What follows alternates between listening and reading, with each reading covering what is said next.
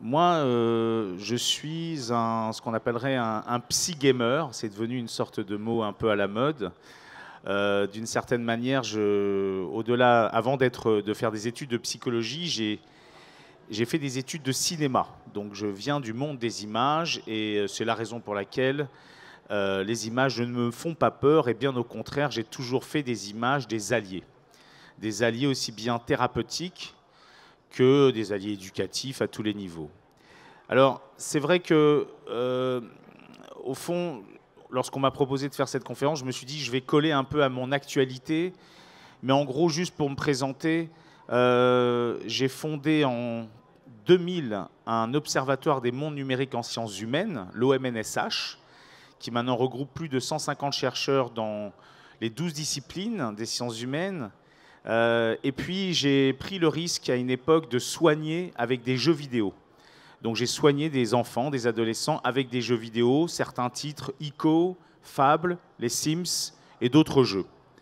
Moi-même, alors ma culture de gamer a commencé finalement comme beaucoup d'ados dans les années 85-90 avec les bornes arcade dans les cafés.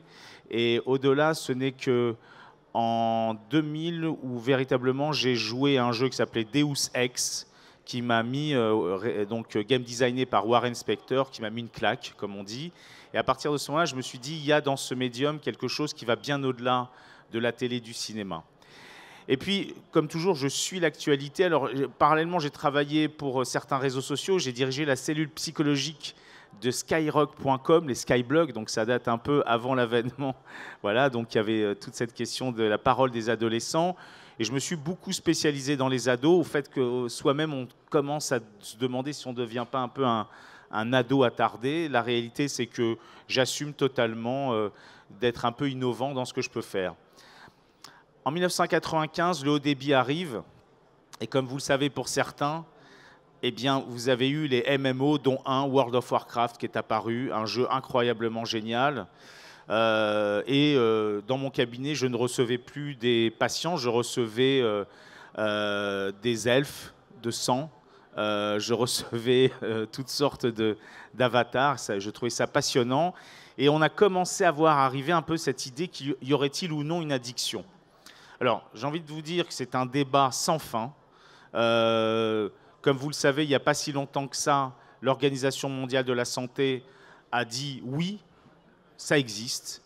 Moi, j'ai toujours pensé, à travers certains de mes patients, que ça existait, mais tout en ne stigmatisant pas le jeu vidéo. Il s'avère que parallèlement, je connais bien les gens de l'industrie du jeu vidéo, et on était un peu dans une relation amoureuse, puisque je soignais avec les jeux vidéo, mais je soignais aussi ceux qui jouaient trop aux jeux vidéo.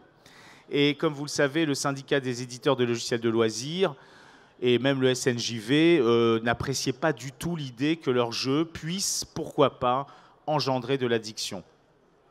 Alors, sans rentrer dans un débat et savoir qu'est-ce que c'est une addiction, on pourrait se dire que les jeunes quand même que je reçois sont des jeunes atypiques.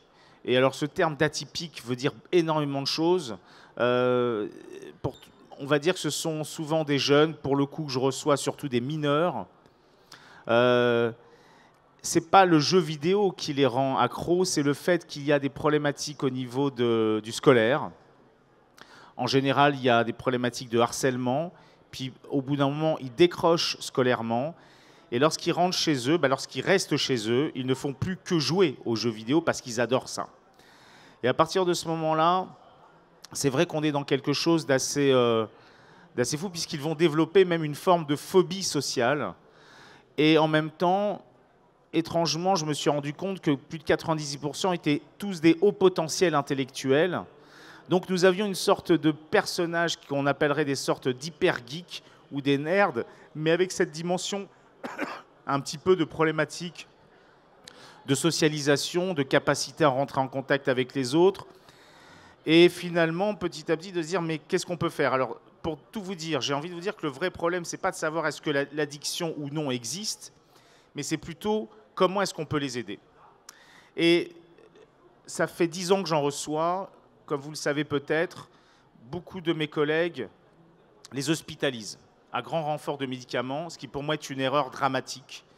parce que ce sont des jeunes qui n'ont pas toujours une très très bonne image d'eux-mêmes, et que donc l'hospitalisation tout d'un coup les enferme dans une stigmatisation d'une image qui est très mauvaise. C'est la raison pour laquelle, alors si on peut mettre le site, voilà, j'ai créé, j'ai créé ce qu'on appelle l'école des héros. Alors l'école des héros, on va dire que, si c'est possible de scroller un peu sur le site, l'école des héros est donc un nouveau type de prise en charge où finalement je leur propose de réaliser un jeu vidéo. Donc là, il y a une phase d'expérimentation qui a été financée par l'État, le service du Premier ministre. Alors par exemple, voilà, ça c'est un petit jeu qu'ils ont développé, c'est un Crossy Road. Et c'est vrai que, pour tout vous dire, ça a été un véritable succès. Le confinement n'a pas aidé, parce qu'ils ont commencé en présentiel, alors que c'était quand même des jeunes phobiques sociaux. Je peux vous dire étrangement qu'ils étaient devenus complètement accros à la socialisation. Ils se retrouvaient pour créer des jeux. J'avais deux profs, un codeur pur et un prof qui est professeur au Gobelin, qui fait du graphisme. Et donc, l'idée, c'était véritablement de les accompagner et de leur proposer, non pas simplement d'être joueurs, mais de créer un jeu vidéo. Ils en ont créé d'ailleurs 3. Là, on ne les a pas tous. Donc, c'est fait sur Unity. Et parallèlement, donc ça, c'était toutes les après-midi. Le matin, les prises en charge étaient assez différentes. Il y avait création de jeux de rôle sur plateau. Moi, je faisais de la médiation par les jeux vidéo. Il y avait des discussions en anglais et le vendredi matin du yoga. Alors ça pas vraiment, ils n'ont pas accroché pour le yoga. C'était un peu plus compliqué. Mais comme vous avez pu le saisir, l'idée c'est véritablement de pouvoir envisager autrement les choses. La réalité c'est que je vais normalement, idéalement, continuer l'aventure de l'école des héros vers, justement, c'est l'incertitude. Idéalement, ça devrait commencer. Il y a énormément de demandes. La problématique du décrochage scolaire est une chose qui est devenue maintenant un vrai souci. Le fait, c'est que l'école n'est pas toujours adaptée à ces jeunes. Ce sont des jeunes qui ont des revendications sur le fait qu'ils veulent donner du sens à ce qu'ils apprennent. Étant donné qu'ils sont parfois au potentiel, voire surdoués avec des QI de 140, 150, ils ont un rapport un peu différent à l'apprentissage et d'une certaine manière, ils n'arrivent pas toujours à envisager d'accepter certaines contraintes si elles n'ont pas de sens. Donc c'est vrai que l'idée, c'est véritablement de créer une communauté. Là, il s'agit de mineurs, mais à partir de janvier 2021, on va créer, toujours dans l'idée des héros, de l'Académie des héros, qui va être pour les majeurs, où avec 2 développeurs, nous allons créer un studio de développement pour justement créer ensemble avec une certification qui va leur permettre d'avoir une certification en tant que codeur ou graphiste. Mais l'idée, c'est véritablement d'arriver à faire que justement ces jeunes, qui en général, lorsqu'ils sont dans des entretiens d'embauche, certains ont fait Epitech, l'école 42, des écoles comme ça de haut niveau, parfois ils décrochent.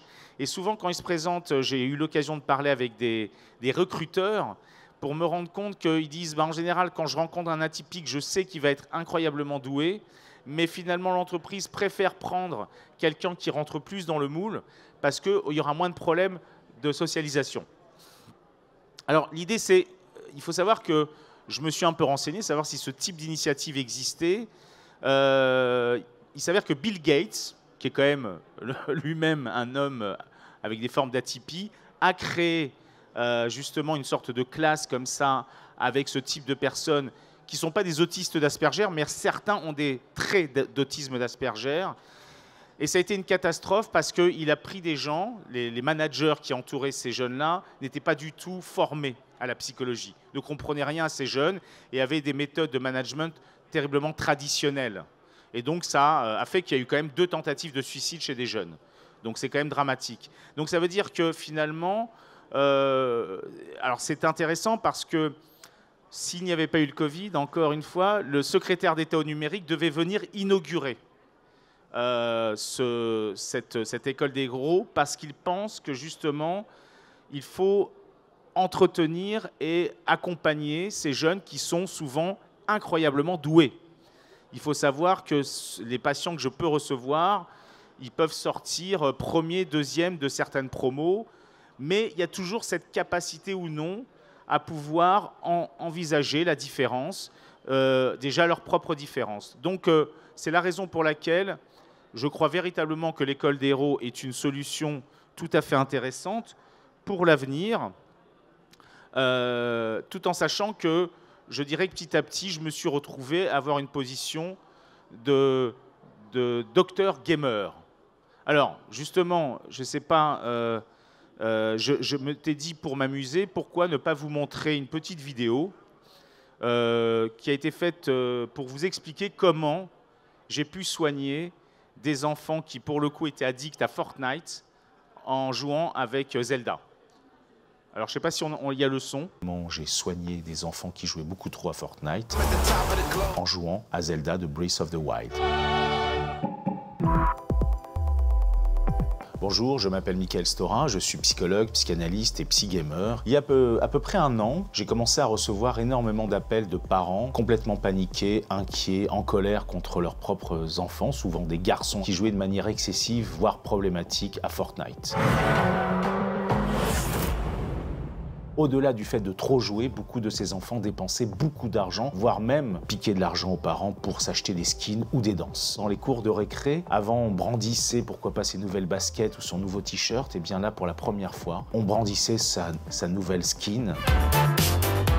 Et c'est vrai que s'est établi une sorte de vocabulaire. Le Bambi, c'est celui qui n'a pas les moyens de se payer une skin chère. Ça vous dit qu'on suit l'histoire d'un Bambi? Des mineurs dépensaient parfois jusqu'à 40, 60 € pour une apparence dans un jeu vidéo. C'est un peu étrange cette idée que pourrait soigner des jeunes qui jouent trop aux jeux vidéo par des jeux vidéo. Et pourtant, il m'est arrivé de jouer à un jeu qui, comme on dit, m'a mis une claque. C'était le jeu de Zelda, The Breath of the Wild.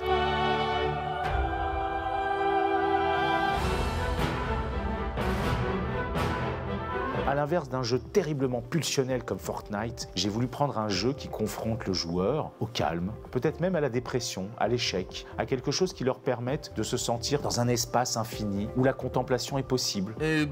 On est confronté à des êtres un peu étranges et je crois que j'ai voulu que la narration l'emporte sur l'enjeu. Tous n'ont pas accroché, mais c'est vrai qu'on va retrouver dans Zelda véritablement cette idée qu'on va donner du sens au fait d'avancer dans un jeu qui n'est pas uniquement pour flinguer l'autre, mais pour pouvoir avancer pour sa propre réussite. Les jeux très narratifs qui nous confrontent finalement à des personnages non jouables vont interroger les enfants dans l'idée qu'il y a une sorte de rencontre entre leur histoire personnelle et finalement l'histoire du jeu. Et c'est peut-être là où se situe la magie de la médiation thérapeutique par les jeux vidéo. Mais tous n'ont pas forcément la même histoire. Ça veut dire que le roi que l'on rencontre au début peut être comme l'image d'un grand-père que l'on méprise, ou au contraire, on va essayer de le taper pour pouvoir voir à quel point est-ce qu'il résiste à notre agressivité. Détruis Ganon, mon peuple. Mon peuple et ma fille ne peuvent plus compter que sur toi. Donc petit à petit, on se rend compte que tous ces personnages sont comme des cothérapeutes. C'est-à-dire un peu comme dans ce qu'on appelle un psychodrame. Il y a une sorte de transfert. C'est-à-dire que chacun des personnages qu'on rencontre dans le jeu, même les monstres, sont comme des cothérapeutes. J'ai utilisé à une époque Fable, comme j'ai utilisé Ico, Shadow of Colossus. J'ai moi-même une appétence particulière pour ces jeux car ils sont un peu comme des contes de fées. Et c'est là où je trouve que le jeu est incroyable, à l'inverse de beaucoup de parents qui n'y voient que violence et addiction. Le jeu justifie la violence que l'on met, qui est une violence graphique. Il y a un contexte, une histoire, voire même il y a un cadre et des règles qui vont contenir le joueur. Il m'est même arrivé que certains des joueurs me disent, vous savez, au fond, dans les jeux vidéo, il y a des règles que je ne retrouve plus à la maison. Bon, voilà, c'est la nouvelle manière de faire des confs. Je fais des petites vidéos. Ce que j'ai trouvé intéressant, je crois qu'il me reste 5 minutes ou 10 minutes. 5 minutes, bah, je vais juste finir. Au fond, tous ces jeunes-là, un moment, plongent dans des jeux où le game l'emporte sur le play. Et justement, c'est vrai que Fortnite ou d'autres jeux, comme même LoL, qui sont des excellents jeux, font qu'à un moment, la compétition l'emporte. Et le but étant de gagner. Ce que je leur propose finalement en créant un jeu vidéo, c'est de se confronter à l'échec, mais pour avancer. Ça veut dire que beaucoup de ces jeunes, lorsqu'ils ont fait du codage, du graphisme, ils n'y arrivent pas forcément dès le début, mais à un moment, lorsqu'ils arrivent avec un achievement à finir un produit, je peux vous dire qu'à ce moment-là, la réparation qu'on appellerait narcissique est très importante, et à ce moment-là, ils peuvent réenvisager, puisque ça a été le cas sur les 6 élèves, 3 ont repris le chemin entre guillemets du lycée. Donc c'est vrai que voilà, c'est comment trouver des astuces pour leur permettre d'aller mieux. Voilà, j'ai terminé cette petite conférence. Je crois qu'il reste 3 minutes pour ceux qui souhaitent des questions, des interrogations, des critiques. Oui ? Alors, je vais répéter la question. Pourquoi avoir choisi Unity et non pas Unreal? Je ne sais pas. Concrètement, pour tout vous dire, les gens qui apprenaient aux jeunes à faire des jeux étaient plus formés à Unity. Mais même si l'autre, il s'avère qu'il y avait un jeune qui avait commencé un jeu sur Unreal et qui a très mal pris le fait qu'il aille sur Unity. Mais là, pour le coup, vous voyez, on rentre dans des considérations qui m'échappent. Mais ce qui est vrai, c'est que pour la nouvelle école des héros qui va sortir, je cherche des gens qui, justement, sont formés à plusieurs types de moteurs de jeux vidéo.